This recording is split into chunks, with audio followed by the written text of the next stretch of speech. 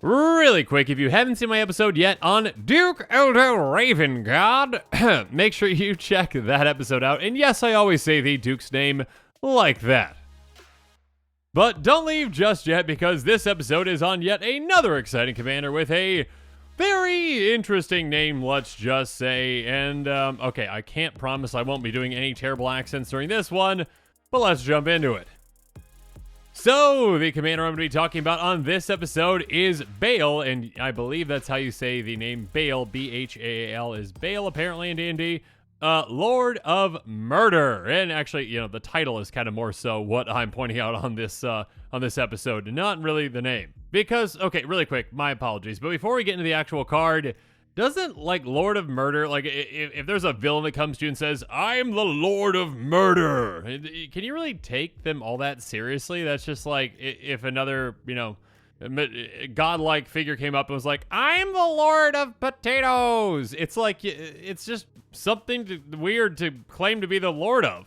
Anyways, it threw me off enough to actually talk about it, but let's now jump into the card. So, Bhaal, Lord of Murder, is a 4/4 god for 2 black, red, green. He has, as long as your life total is less than or equal to your starting life total, Bhaal, Lord of Murder, has Indestructible. So Bhaal is one of those dead gods that works apparently in the exact same way in that aspect as, I believe, Merkel, whatever its name is. Regardless, it can be hard to deal with, and it also has, whenever another non-token creature you control dies, put a +1 counter on target creature and Goaded. That is a very cool effect, and okay, fine. I mean, Bhaal apparently is the Lord of Murdering, you know, his own creatures to murder other creatures, I guess. I don't know. I know nothing about this D&D storyline.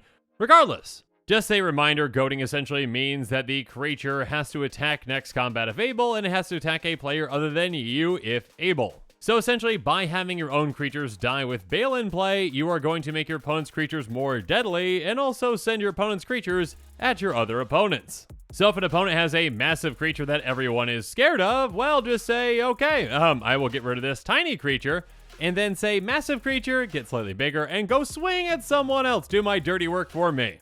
And of course, since we are in Jund, we are all about, you know, value from sacrificing things, you know, aristocrats and such. So, hey, when we sacrifice our creature, we're going to get a multitude of other effects and a multitude of other benefits for doing so. Now, really quick, before we talk about the cards that work very well this commander, and believe me, there are some that are quite spicy with it, I just want to point out that in the description below, there is a link to the list of these cards, just in case you want to pick up some of these sooner rather than later, because when a new exciting commander like this one is spoiled, well, prices of certain cards can go up when they do work pretty well with that commander. So if you're looking to build around this commander, make sure you check that out. And now with that said, let's jump into it.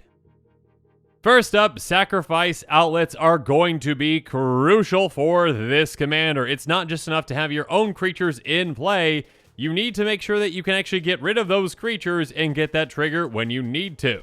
So utilize cards like Goblin Bombardment, Viscera Seer, and Thermopod. Goblin Bombardment is a fantastic sacrifice outlet. It's an enchantment that says sacrifice a creature. Goblin Bombardment deals 1 damage to any target. So this can help you take, you know, either really tiny creatures out or your opponents out, you know, eventually when you're dealing enough damage to them with this. And of course, most importantly, it's a free sacrifice outlet that you can activate at any time to get rid of a creature so that you can pump another creature and goad it. Moving on, Viscera Seer is actually a creature that is a sacrifice outlet itself and a fantastic free one. That sacrifice a creature, scry 1. And while scrying isn't card advantage, it is fantastic card selection. So this can help us dig through our deck and again, get rid of creatures, including itself when we need to. Speaking of which, there's Thermopod, which has sacrifice a creature, add red to your mana pool. So this can help us turn our creatures into mana to help us cast more creatures, to turn more creatures into mana to goad more creatures, and you see where this is going. All of these sacrifice outlets though comprise a lot of value throughout the game, and again, they are crucial for a deck like this that is looking to ensure that it can have a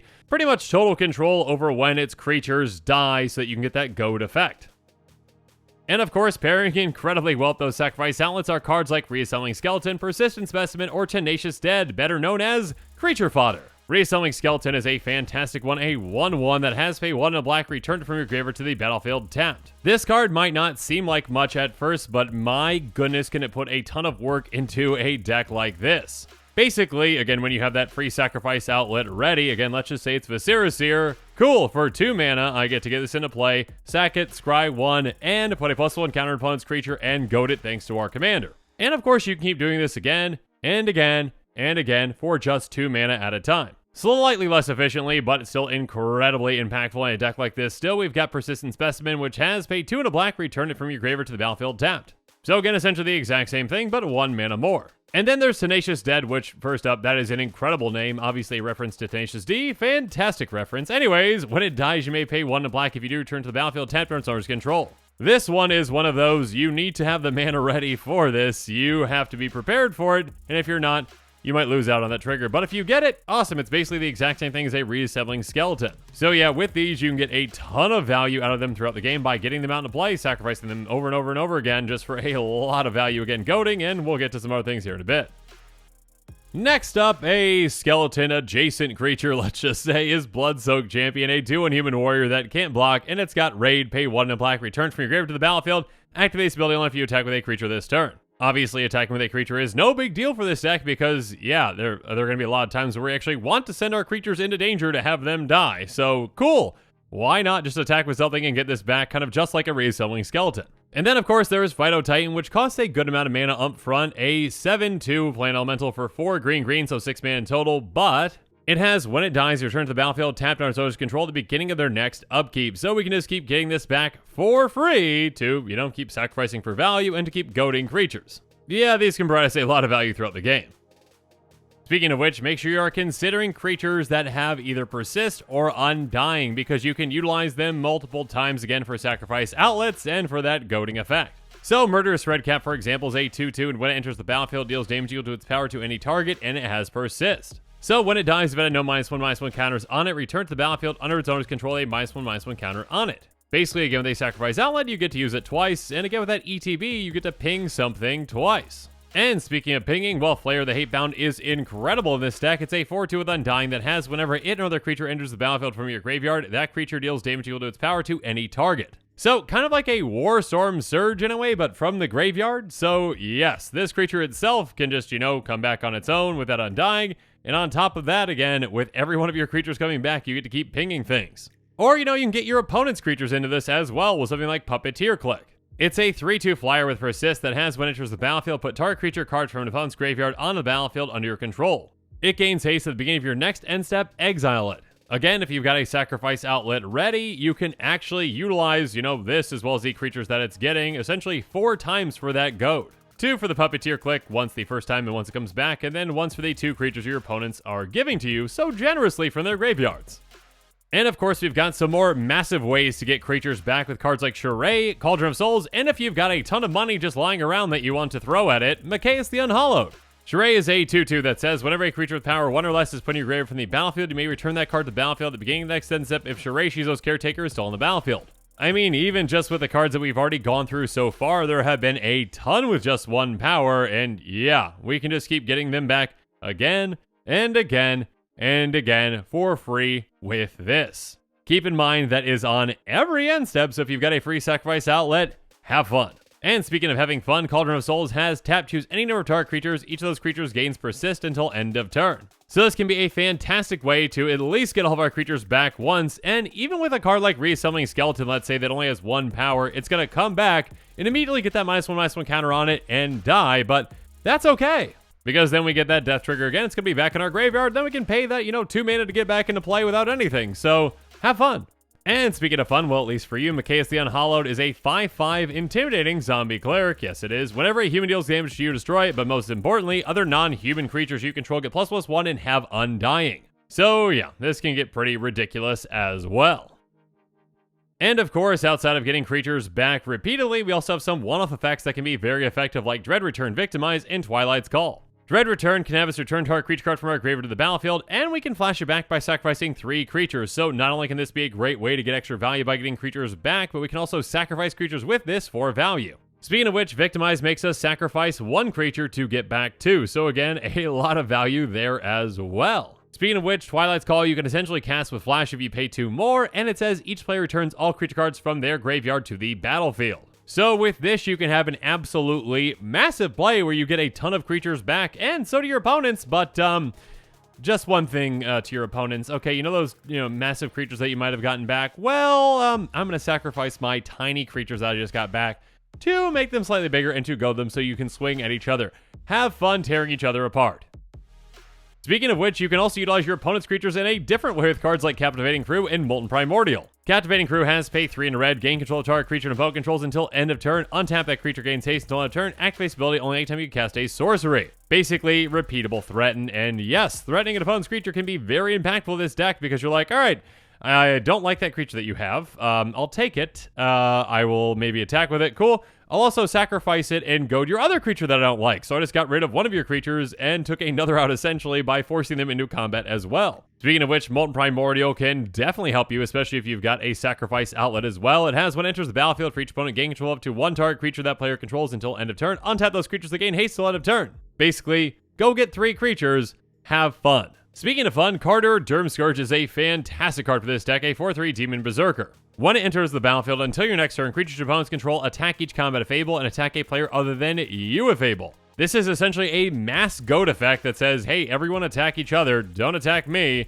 Oh, and also on top of that, whenever an attacking creature dies, each opponent loses 1 life and you gain 1 life. So even after this ETB has occurred, this still can give you a lot of value by draining your opponents whenever you're goading their creatures. Or, you can just swing with your Reassembling Skeleton, because why not? And then when it dies in combat, or you sacrifice it, you're also going to be draining opponents too. And of course, as I mentioned earlier, this is Jund, and in Jund you've got plenty of ways to gain a lot of advantages from actually sacrificing your things. So yeah, Zulaport Cutthroat and Moldavine Reclamation are just a few that I'm going to name. Zulaport Cutthroat says, whenever it or another creature you control dies, each opponent loses 1 life and you gain 1 life. So drain your opponents further by just sacrificing your own creatures. And of course, Moldavine Reclamation says, whenever a creature you control dies, you gain 1 life and draw a card. So padding your life total is never a bad thing, and yeah, that card advantage can get really absurd with a deck like this. Again, just think about Reassembling Skeleton in this situation. Pay 2 mana, get it out, sacrifice it for value with something. Get value out of this by gaining life and drawing a card. Do it again for 2 mana. It's essentially a repeatable 2 mana. Gain life, draw a card, goad, get whatever other benefit from your sacrifice outlet. Yeah, things can get out of hand once you are set up properly. But what else do you expect from Bhaal, Lord of Murder? And I can't get over that name. It's just like, again, bad 90s cartoon villain. I am the Lord of Murder. And then you have our hero going up against it. I am the Lord of Justice. Or, the weird sidekick. I am the Lord of Pickles.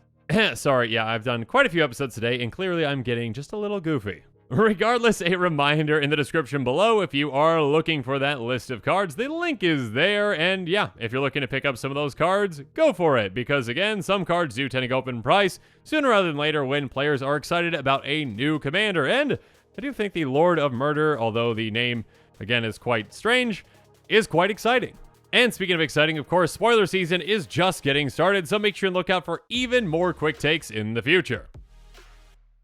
And with that, the show has come to a close, so it's my turn to hear from you. So in the comments below, let me know what your thoughts on this episode are, and as always, thank you again, and have a good one.